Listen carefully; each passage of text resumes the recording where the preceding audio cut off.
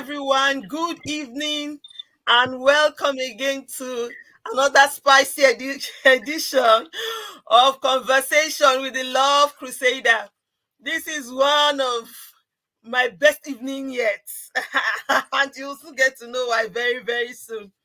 Um, we have been talking about domestic abuse for the past 1 month, and we choose to continue this conversation because there's still a lot of aspects of it that we've not covered. And like I told you people, this is the core, it's one of the core reasons for this platform. So I really want us to be able to deal with it as much as is possible. If you are joining us for the first time, this is your Sunday tonic. That's how I like to refer to it. It is called Conversation with the Love Crusader, and the platform is about conversations around love, relationship, and life generally. We aim to educate and inform others about, what life is, and, our experiences, just share what we know and what we feel people can learn about life with others. Please do your friends and your family a favor by sharing this video.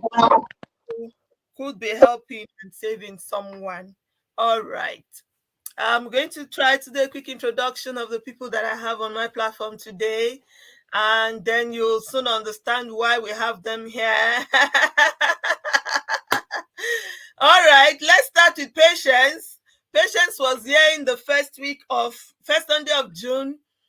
She's our DA survivor who came here and shared her experience with us. It was really touching, and I got a lot of response from that edition, because people can relate with you when you say I've gone through it. That's alone something to a lot of people, and we are very happy for you that we are not talking about you in the past tense like some people who have experienced domestic abuse and they are buried today. They are gone and dead. We are happy that you are alive and you can share your story. Welcome back again to the platform. Engineer Patience, everyone. All right, and then I have my children. Okay, let me try to calm down. CEO Precotech is here. I always talk about Precotech. He's the tech engineer behind all of our functioning. He's our setup guy, he's our flyer designer, he's our graphic designer, he's our web developer. There's a whole lot coming up, a lot of package that he has planned for Main Fences. And so all of the things you'll see me, I'm not that good with tech, but this is my secret weapon. CEO Prezoko Joseph is here today, and he's been able to drag along his assistant. They call themselves twins. They are not twins. Twins by 2 years. My baby 2 girl. years. Yes, now twins by 2 years. That's the No, difference it's not between 2 years. but one day. 1 year, 9 months. You will. Divine Uncle Joseph is on the platform today, so I'm so happy that they are here, and we are going to be talking about how domestic abuse affects young ones. So now you know why the young ones are here, and as much as is possible, I like to put up a caveat before we begin that this is not the roast of anyone. We are here to talk about how we believe and how we know that this can affect people, and whether we like it or not. They say domestic abuse affects the people involved, but sometimes there are other people who are not directly involved who get affected. And example are the children who are found maybe in a domestic abuse situation. So would I just like to expand on that and see, how this affects the children. Let's go into it. Patient has been here last month and she's given us a definition of domestic abuse. I like Praise and Divine to give us their definition. What, in your own understanding, is domestic abuse? Should we say ladies first? All right, Preco, there you Yeah, go. okay, no problem. Thank you everybody for having me. In my own understanding, domestic abuse can be any form where somebody enforces control. You know, when you say domestic, you're talking about in the house. So maybe the person is enforcing control in ways that it shouldn't be, because any time we look at domestic abuse and people who do these things, what they are trying to enforce is power, control, to try to say, I'm in charge here. So any form of wrong control, either verbally or physically, any form of wrong control in a home or in a family setup can be addressed as domestic abuse, in my own understanding. I like the word wrong control because I remember that we had a guest speaker here when we were talking about it that said that to an extent a man needs to control his home because leadership entails control. So I like the fact that you have used the word wrong control, meaning that there could be positive control and there could be useful um, control. But when it is a wrong one, that is what we are talking about. Fantastic. I love that definition. Divine, you want to give us your definition? Oh, I muted you. Yes. Good evening. Domestic violence to me is an abuse. Oh, sorry, violent abuse. We can be physical. It can be what's it called? Emotional. But it's the presence of violence in the house, in the home, in the family. Um, be it physical or emotional. Okay. So the presence of violence in a home, Yeah. whether it's emotional or physical, that's Yeah. your definition. Okay, good. Sister Patience, you have anything you want to add to that? They've largely said it all. It's about the use of enforcing control, but in excessive ways. Just like this that person that said that there is a need to enforce control in a family, like the man or the husband has to enforce control in our home. So for it to get to a state of abuse means that it has gone beyond certain acceptable limits. Yes, it has gone to an excessive stage where you want to enforce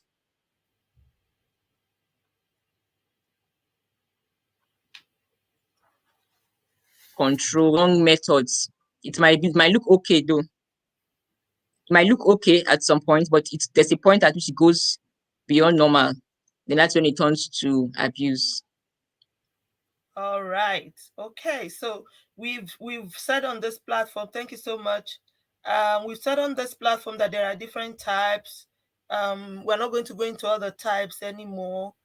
Um, we've talked about emotional, physical, psychological, financial, and the different areas of abuse. I think we've been able to break them down as much as possible. If you have not if you've missed any of the show of the week, please just go back and watch them. They have been very, very enriching contents about it. So let's just dive into the topic today. This domestic abuse that we're talking about, do they affect children? Do they affect the children? If a father and a mother, for example, if a mother is abusing the father or a father is abusing the mother, because we have established on this platform that it's not just a gender thing, it's not just about women, it happens to men too. So if a father is being abused by the mother or a mother is being abused by the father, does it have any effect on the children in that relationship? Star Patient starts, then I'll go back down, Divine and Praise. Thank you. It does have effect on the children either way, if it's the father abusing the mother or the mother abusing the father in a home, because the children are watching. So they take it like this is the normal way that fathers should control their wives, or this is the way women treat their husbands. So they grow up with that mentality that this is how it is. And that and when they meet people or when they have to interact with people in future, as they grow up, they see that because of what they saw at home, their mother did this, their father did this. They try to also put themselves in such situations. Either they make themselves abusive or they put themselves in a position where they are victims. they easily accept it because they're like, oh well, my mother took it, or my father took it from my mom like that, and so it's normal. So they see that as the normal thing because that's what they saw in their homes. And then it also affects them psychologically because it makes them to think that maybe it was their fault, or maybe they become victims, in some of such situations, and it affects them in other areas of life, their productivity, and their ability to expect more from society. They just feel like there's always this limit because if you go beyond this, somebody's going to want to control you, somebody's going to want to put you in your place. So it puts that, casing over their lives. Hmm. And then if it also gets into them being victims, because in enforcing control, some parents do met it out on the children. So the children also take they also are the receiving end. They're not just the elephants, the ground that is suffering when the parents are fighting, but they are also direct victims of the abuse. Financially growing up, sometimes it was like, because of how our parents were financial abuse. But when children of nowadays they get to see, and now every just their psychology is so delicate, and words. So children suffer a lot from hearing wrong words. So if they are being, you want to correct a child, but you're not correcting the child in love. You are using excessive words. So those words will stick to the child's brain, and then like, oh, they're not worth it. They can't achieve much. There's always going to be a limit on their lives. Those are some of the effects. There are two aspects, there are two ways to it that you just said now that is really hitting me. The first is that this child can grow up believing that this is how he or she should treat others. That's number one. Or they can even put themselves in situations where they are being treated that way and think it's okay. Ooh, now that's the one that is most scary for me. Because it means that a child, a girl, for example, who has seen the father abuse the mother for years would, or may, let's use the word may, end up with an abuser and not even know that she is being abused because she believes this is the normal way of life. Do you see what we're talking about? That's strong. Okay, Praise. Tell us your own. What do you think? How do you think it affects children? Okay, so the first effect I'll talk about is the fact that, sometime in the show, somebody came up and was telling us about the DNA formation of a child, of a young person. Mm-hmm. And part time, if a young child, a young person sees that when there's an issue, the next thing is violence, is probably the wrong choice of words. It is now then wired in that person's DNA, in the person's subconscious mind, that this is how to deal with issues. So once somebody gets me angry at school, yeah, you are stupid. It's just normal. The person doesn't actually go thinking about it that, oh, should I insult this person? No, if that's what he sees, that's what she sees. It becomes normal. Another thing is it makes young ones, I believe, hate it so much.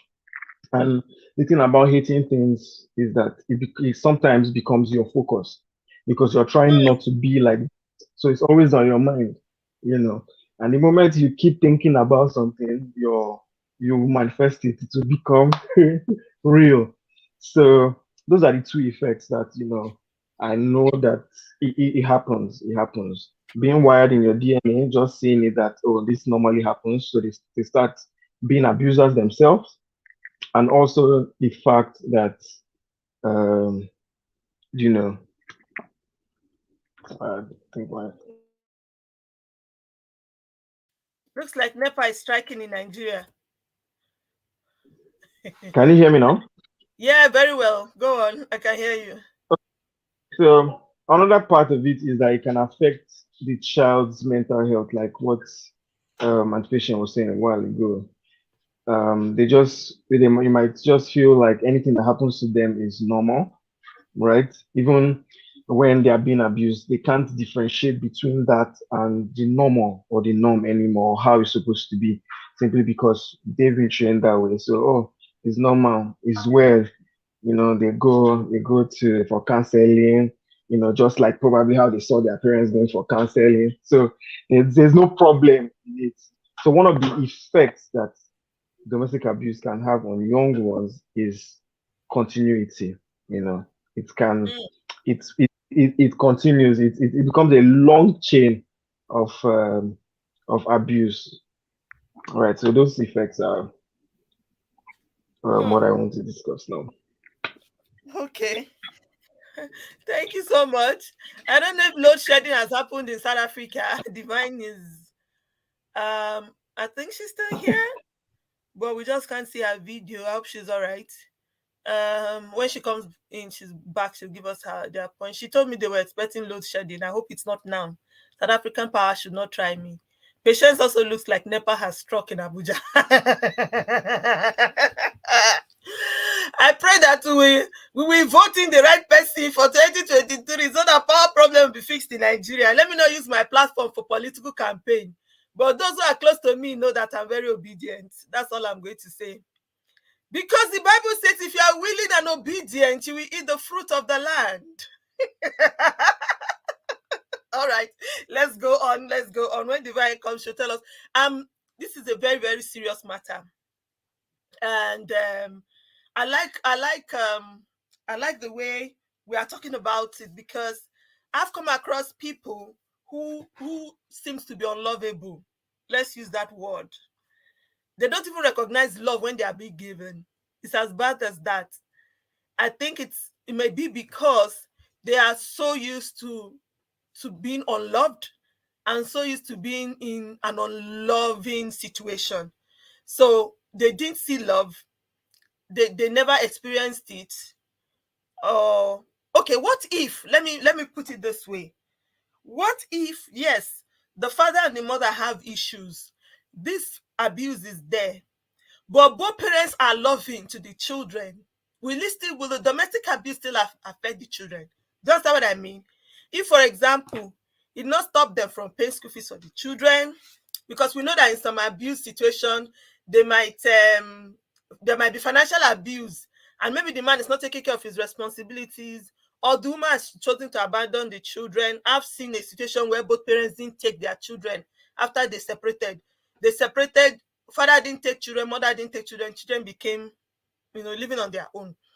Let's say those kind of situations did not occur. So the father and mother have this problem. The abuse is there, but they are still loving to the children. Does it help? Patience. Okay, so I think that children see a lot, and just like we said, it gets entrenched in their DNA. There's an atmosphere that is conducive to develop a child's life. So things happen. There's a level of that makes you okay. Any other thing is dysfunctional. Abroad they call it dysfunctional families. Like almost everyone in Nigeria is from a dysfunctional family, one way or the other. So that dysfunction, it used to cause some knots in the brain. So everything together, they pay school fees, you appear at occasions as a family, but there's a small thing, going on somewhere, you hear some once in a while friction, it disturbs the child, it creates a kind of imbalance, and like saying to receive love. Like there's a level of smoothness going on at home. As long as things are not okay foundational, as long as things are not balanced, between the parents, the child will still feel that. And it is the responsibility of the parents in such situations to go the extra mile. And I think that people knowing more that children get affected by the slightest imbalance in the home, it will help them to make the extra effort, to help the children. Because at the end of the day, it is broken children that grow up to be broken adults. So whatever goes on with child's upbringing, what now come into the abuser or the victim in future. So things can be okay at home, but as not really okay. But like okay, they are presenting a common front, but there's still function underneath. So that underneath what makes the child to to go off. So such that they're able to like they have there's a perfect look outside, but then there's the one that is not very perfect on the other side.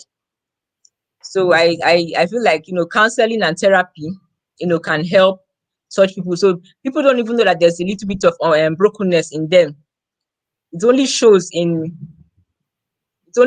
they have to relate to other people and they're unable to relate properly with other people, like accept love, identify that way yes, this is a form of love that is different and more realistic than what they have grown up with, to what they have grown up accepting as love and as what works.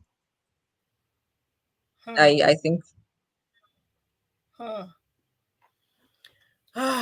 Okay. Say broken children grow up to become broken adults. So it's not, you can't hide it. Preko, do you think so? Is it really impossible to hide it from the children? Yes, yeah, I believe so, unless they are not staying in the same house. So it will be impossible to hide it. You know, every children see, like Aunt Special says, children see more than you even know. You know, they notice everything. Ah, did you notice the way daddy just gave mommy the key? Notice the way mommy just left now? That's not how she walks out normally. You know, it might not be word, it might just be eye contact. It's impossible to hide it. I don't believe it's possible. The child might not come and tell you, "Oh, mommy, I noticed is anything wrong," but they know. You know, sometimes it's just from even WhatsApp status, maybe the Bible quote that the man will drop in the morning and the woman will drop in the afternoon. You know that is a sequence of happening. But you don't need to go and tell them.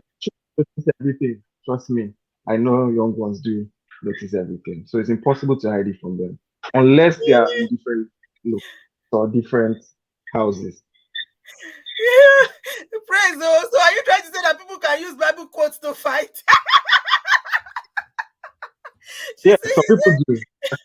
People do. They use Bible quotes to answer.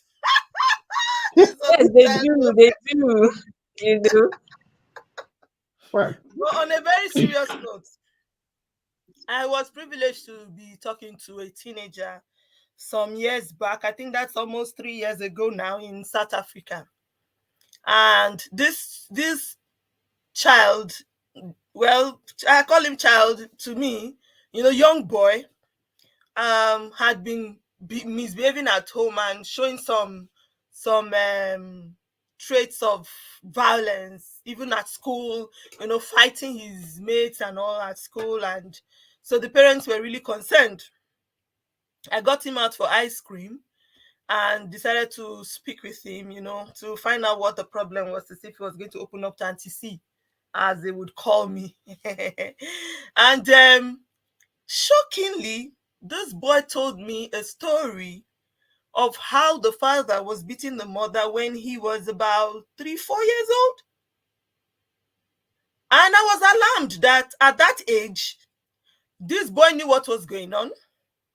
I mean, he was about 13 at the time we're talking, and he still remembered everything, how it happened.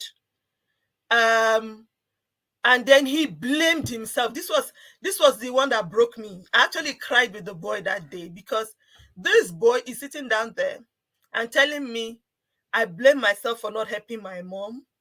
I was so scared, and I went and hid in the room. And he was saying it, he was convulsing and weeping. You could see that this was coming from a very painful place in his heart. This is something that happened when the boy was just 3-4 years old. So if you're a parent and you're sitting down there and thinking, they are small children, they don't know what is going on, you are deceiving yourself. That was my conclusion from that. Imagine that I never got to talk to him. He might never say it out to his parents. He might never say that this is what is in his heart. And then he told me, I'm just waiting to become an adult. Once I become an adult, I'm going to kill my father.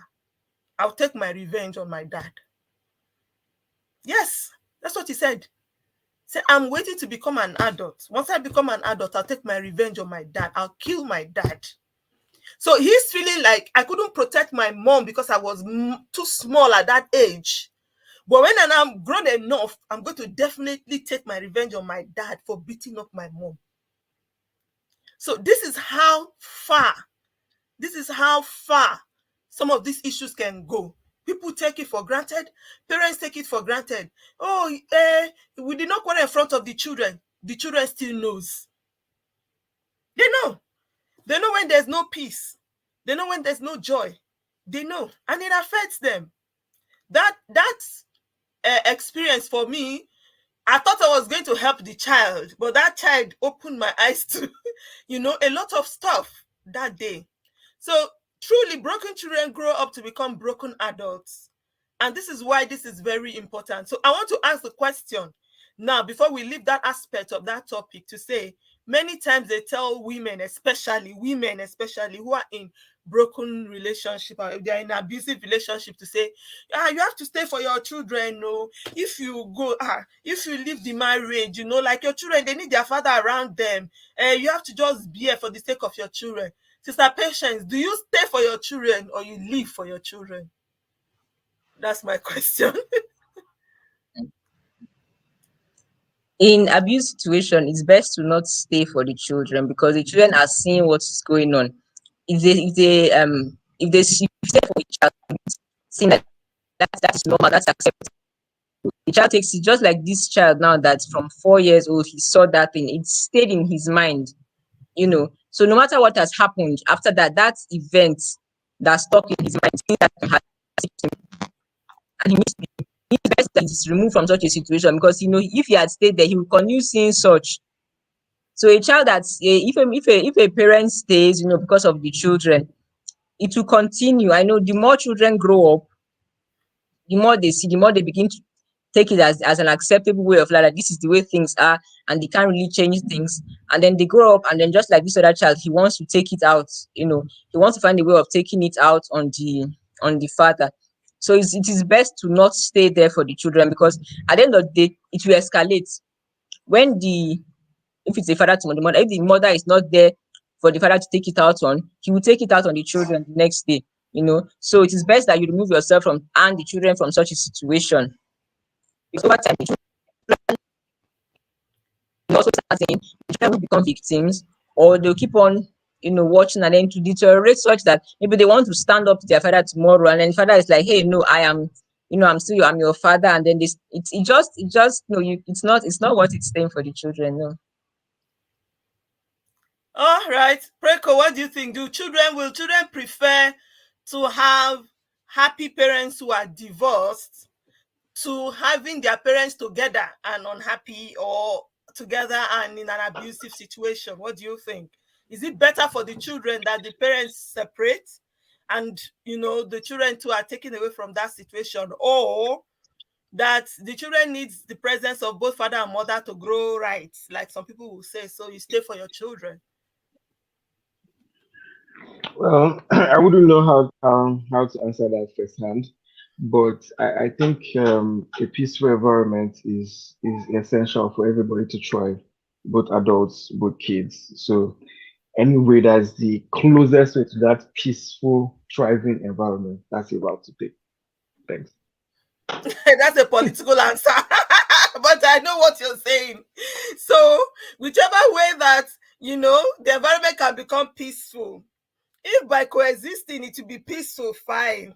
If by removing yourself from the situation it will be peaceful, fine. Because what we need is a peaceful environment for the children to grow. I hear you. I hear you, and I agree with you. Okay, all right. So we've established that children can't thrive or grow properly in um, a, an environment where you have domestic violence, or an environment where you don't have love and peace. Now, what can the parents do? That's the question. They've already experienced it, maybe. The children have already been involved, maybe.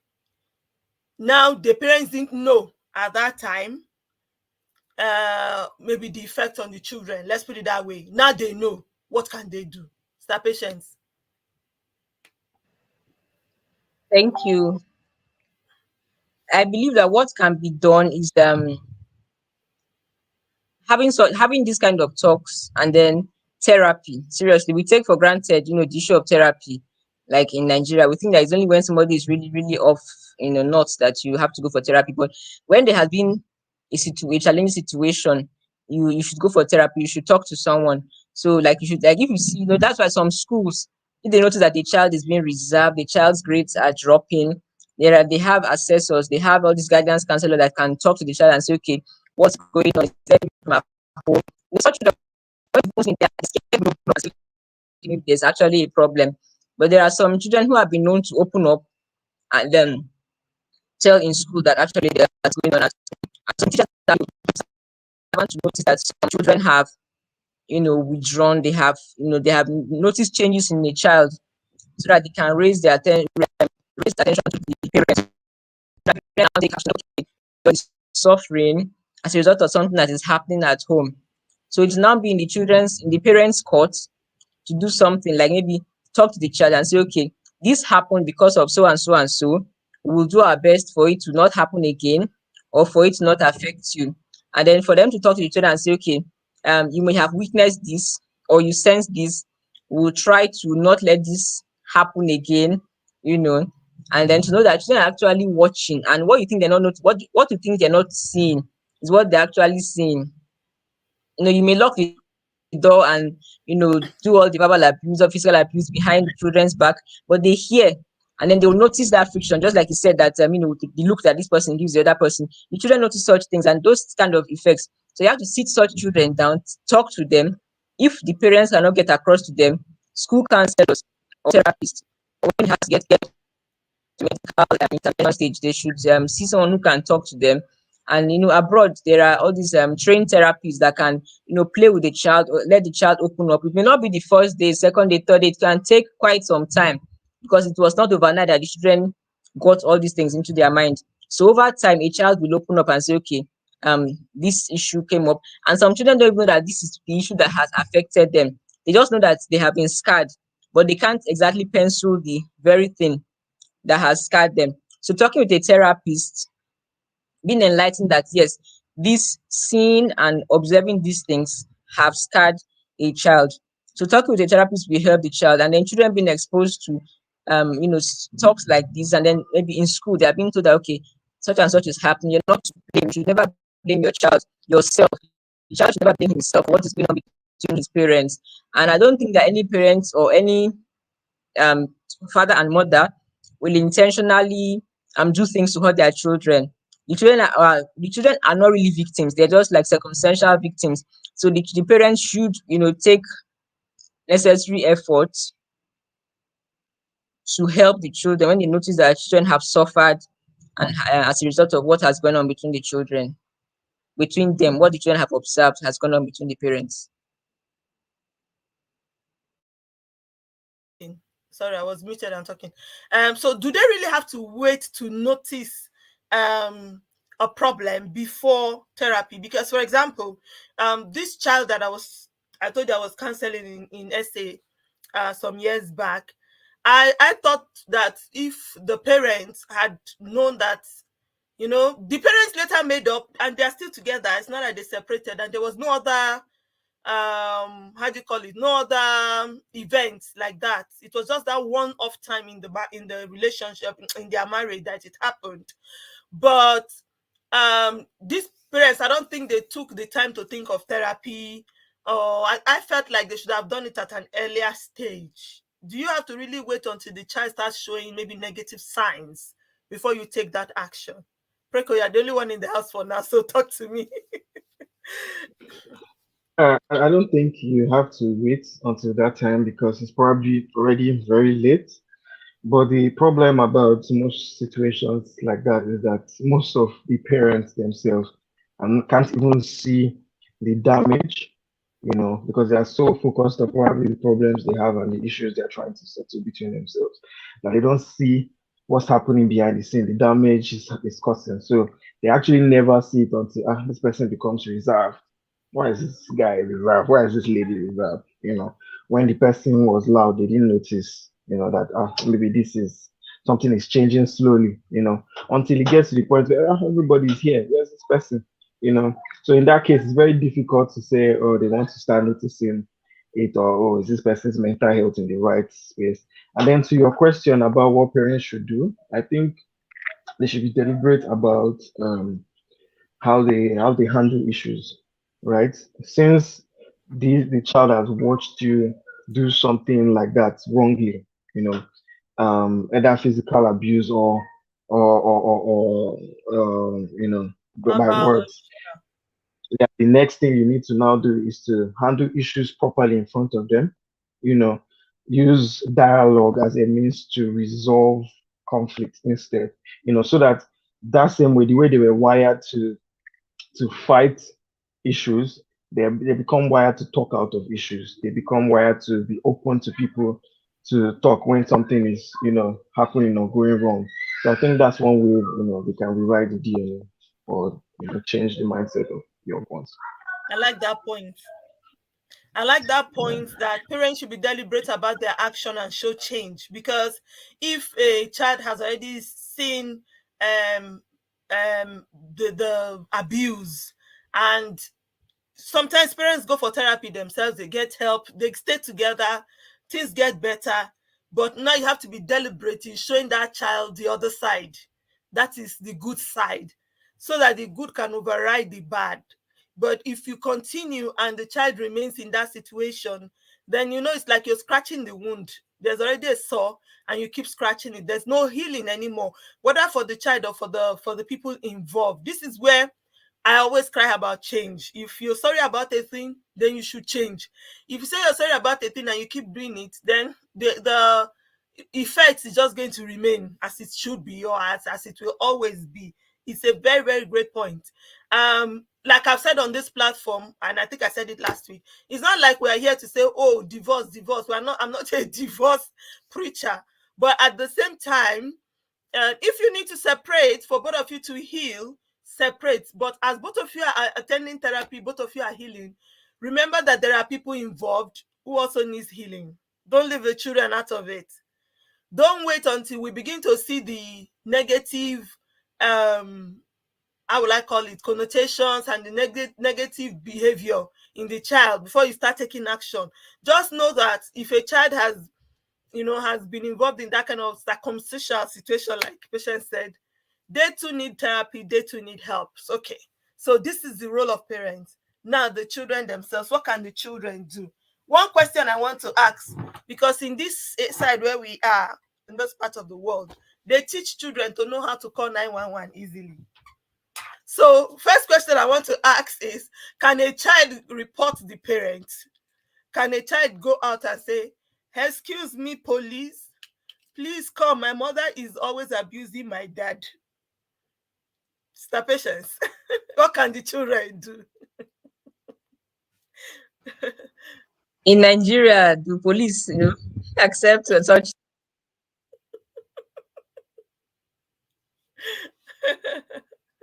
Nigerian police will not answer the child. Okay, patient is frozen. Report system is not. Yeah. Okay. So if the children are enlightened enough to be able to make a report, they can they should be able to know, like, people of authority who have position of authority over their parents, who they can report to and say, this thing happens in my house, so they want to bring it to the knowledge of this so and so person, so that they can intervene, and such people can speak to the parents. So it's not like a child is. I know sometimes some children, some parents will take it more seriously when they know that the child has noticed and they are bringing it to the notice of somebody who is an authority over them. I think that is really what children can do in this situation, because I don't think that children, maybe the age of the children, and the severity of what's going on, they can report to law enforcement agencies or other rights agencies. But it's all about children being educated to know what's going on. But other than that, they can be enlightened to be able to report to people in authority over their parents, maybe like church, or any other set of people over the parents. And so the child would have told somebody, so some people are aware of it. Then if they see that they don't take any action, then they can, continue looking for other ways of raising attention to what's going on. Okay. We missed most of what you said because your network was freezing. But Praise, you want to tell us what you think children can do in this situation?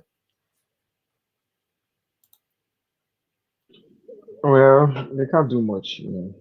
They can ask for help, like you said.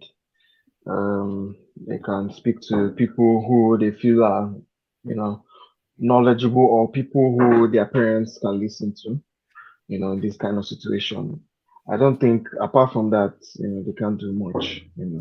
You can say, okay, child should go and take legal action. In some societies, they can if they want to, if it gets to that point. But ultimately, it would be for them to speak to the higher authority. Somebody they know, if this person comes, their parents will listen to them. Maybe like So I school think that's counselors. something they can. Can they open up to school counselors? Maybe. I don't know how trained some of the schools counselors are, to where I am and where we are in this part of the world. You can walk into a pharmacy and tell the pharmacist, look, I'm in an abusive situation. You can walk into a hospital, you can walk into a school. They have trained people that they have kept there for that purpose. In fact, sometimes supermarkets, they put notices on the doors, toilet doors in the supermarket. If you have a problem, go to so corner. If you're being abused or you're being forced to do anything, go to so and so corner and talk to so person. So the awareness is much. You know who to talk, you know where to go, and this is what we are crying for in a place like our country, Nigeria. Because I always say it, yes, we might not be living in Nigeria, but it's our country, okay? And we cannot take away, the experiences we've had as to where we are coming from. There needs to be a serious level of awareness that can allow people talk about it, speak up. Sometimes even with the shows we do, I've had some funny feedbacks in the last few weeks, telling me about, oh, do you want people's home to be broken? Are you not a divorce preacher? Blah, blah, blah, blah, blah. Because people would rather you keep quiet. People would rather, we don't talk about it. We have to talk about it. I was talking to a woman that has been married over 50 years, almost 50 years in Nigeria. She's married and she's had grown-up kids and everything. And when I was telling her about, the cycle of violence, of domestic abuse and the different types, she opened her mouth and told me, well, that means that over 80% of marriages in Nigeria are under domestic violence. She said, as far as she's concerned, and it means if all these things I'm counting is what domestic violence is, then it means that over 80% of marriages in Nigeria might actually be experiencing domestic violence. Yet people are not talking about it. Until one person dies and then there's noise and there's noise and there's noise, and before you know, the noise quiets down again. We need to raise awareness. There need to be concrete effort to let people know that there's something you can do about it. The police might not take you serious, but as a child, you can talk to the school counselor, you can talk to the elders in church, the ones you know that your daddy and mommy respect. Your daddy it's not you taking out your family this thing. It's not, you're not a bad child for doing it. You are seeking help. Because this will not only destroy your parents, it also destroy you. It will destroy your future if you allow it. Okay. I think another thing children can do is to just be reflective in their way of thinking. And this is where I'm going to give like my own kind of advice to say, you can choose to be different, and yes, we are shaped by our nurture, the environment where we grow up. We are shaped by our nature, where we were born and who gave birth to us. But children can decide to be different. You can find the strength within yourself to say, I'm not going to go this way. Like Praise was saying, this is what you now hate, and it becomes what you always think about. And maybe because you're always thinking about it, you start acting out on it. But instead of acting out on it, put it in the positive light to be able to say, this is bad, this is wrong, I am not going to repeat it. What do you think? To break the cycle, because truthfully, it becomes a cycle. There has to be a strong will in someone to say, no, I'm not going to go this way. I'm not going to continue like this. This is how my mom suffered it, or my mom went through it, or my dad suffered it and my dad went through it. And I am going to do differently. What do you think? Because in the long run, we are all responsible for our actions. We might give the excuse of, oh yes, my parents broke me, my parents were bad, and their marriage was bad, I come from a broken home, or I come from a bad home, or this or that. But in the long run, we are all responsible for our actions. What do you say to that, Patience? Is it possible to just have that change of heart within you to say, I'm not going to continue the cycle? Yes, I believe that awareness is what is what will make a difference, and is already making a difference, because our generation, by what we are seeing and what we have gone through, we are ready to speak out more. We're ready to shed more light on what's going on, so that we and our children don't, we break the circle. That's just it. We just have to break the circle. We have to do something different than what has been done before. Not everybody has to end up, walking away. Some things can be repaired, but there's some stages to get to know that some can be repaired. And you have to just move forward from there and break part of how you break the circle of that one. Take intentional steps, to make a difference, to do take intentional steps to do something different, to come out of the norm, to come out of what the circle of abuse, by by by therapy, awareness, taking steps, speaking out, properly healing, opening up and saying, okay, this happened, and accepting that it was not normal. Sometimes you just say that it was normal, maybe it was my fault, maybe this, you try to give excuses. So when you do away with all excuses, do away with all um remove everything from under the chairs or under the carpet that you have kept it, bring it all out, cry, shed all the tears, clean the wound. That's the only way you can heal properly. And that's the only way you can break the circle. If not, as long as the person is broken, you continue breaking people. So it is only break people, but heal people. You can now help to heal others. I think that we can, by awareness and properly healing, we can now go on to become better people and break the circle of abuse. I like that word, properly healing. And healing takes time. This is where people don't what people don't Takes a lot of understand. time. Takes time. Sometimes they want to rush you into, go back into the relationship, or people should just settle now, people should just make up. But there should be room for healing. There should be a time when, and I like something you said about somebody being able to say, oh, this was wrong. This I don't know how to I don't even know how to explain it further. Sometimes this is where we have the problem. You should be able to say, I did this. I take responsibility for that action before you can even talk about change. This was my role in it. Whether it's the man or the woman, it takes two to tango. This was my role in it, and this is the part I played, or this is my error in it, and then try to change and work on that. But if you see some people, they don't even want to talk about it. They want to pretend it did not happen, or it does not exist. But before you know what is happening, it shows in their actions and in the way they react to things. So instead of living in denial, it's better to own up to it, to your errors, and take steps to change. Preco, what do you think? Taking intentional steps to break the cycle, that's what we're talking about. Can the children be intentional in breaking it to say, okay, I won't continue this? Yes, absolutely. They can, you can, if you want to, you can do anything you want to, you know. So you just need that conviction to say, yes, I will be different, and then, of course, look for help, look for the steps, break it into small steps, smaller steps. How am I going to be different? What are the things I need to do to be different? Once you have that laid out, and with God helping you, I'm sure they will overcome it and we'll be better people than the people who give birth to them. All righty. Thank you so much. Thank you so much. I don't want to flog the message or the matter any further, because I think we have just we hit the nail on the head as it should be. We have established, number one, that domestic abuse affects the children. It doesn't matter how old they are. Don't sit down there and think that, oh, the children, they are too small, they don't know what is going on. We've given the example of a 4-year-old. And so don't sit there and say, oh, the children are small. You are looking for therapy for yourself. You're looking for solution for your husband and yourself, but you ignore the children. The children also need to find help if they've been involved in that kind of situation. You go to some schools, you hear how some children are very, very insulting. They might not be fighting, but the words that come out of their mouth, you wonder where these words came from. Sometimes it is coming from the house. It is the way daddy talks to mommy or the way mommy talks to daddy.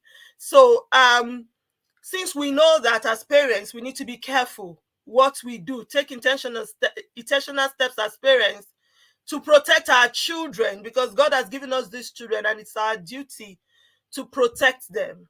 protect them from situations like that.